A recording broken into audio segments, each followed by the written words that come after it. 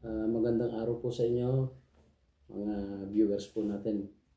Ngayon po, naipaliwanag ko o nasabi ko sa inyo yung last o previous video ko na pakikita ko sa inyo yung unang bunga na aming nakatan.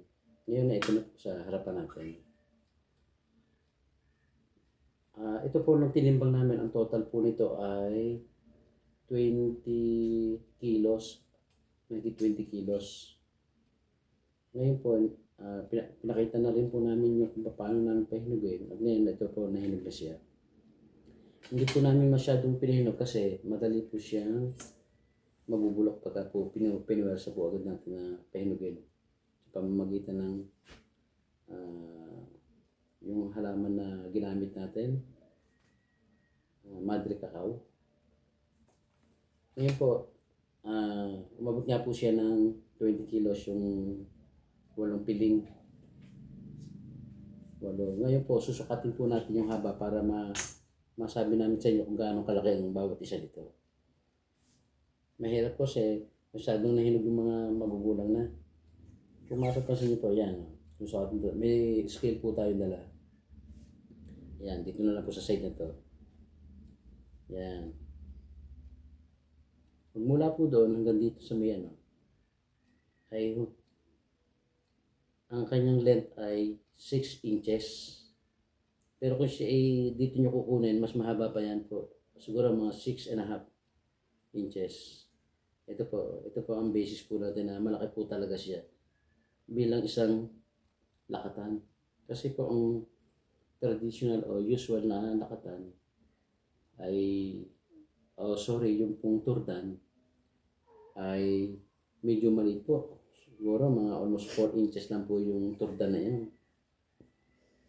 Kaya itong breed na turdan ito ay amin pong pararamihin.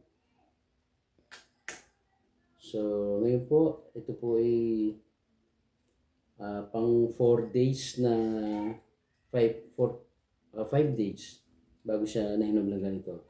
Magmula na ating pahinugin. Hindi na namin po nadala rito lahat dahil masyadong marami. Yung iba po naman ay pamigay na namin sa kapitbahay. Kaya yun lang po, pinakita lang po natin itong ating turdan kung gaano kaganda ang kanyang pagkakahinog. Tsaka yung kanyang laki. Ito po. Sobrang gaganda. Ang kinis. Wala po akong ginamit na fertilizer o pesticide, fungicide o anumang mga synthetic na gamot po para mapaganda ito. Basta ang gusto po niya sa tingin ko ay lagi pong basa yung kanyang puno at yung mga ugat. Gaganda po siya ng ganyan. Tinikman po naman namin ang lasa, masarap po naman.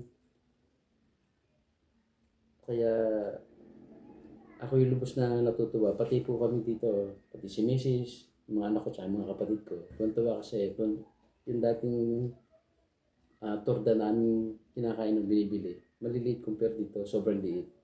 Parang busong-buso sila dito. Sige, yun lang po at maraming pong salamat po muli sa inyo. Ngayon kung may mga katanungan po kayo para mapag-usapan po natin, sana gawin nyo.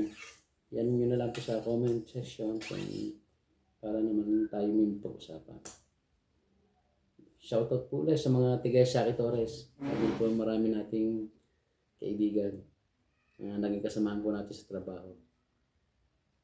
Yun po lamang at magandang araw po. Thank you po.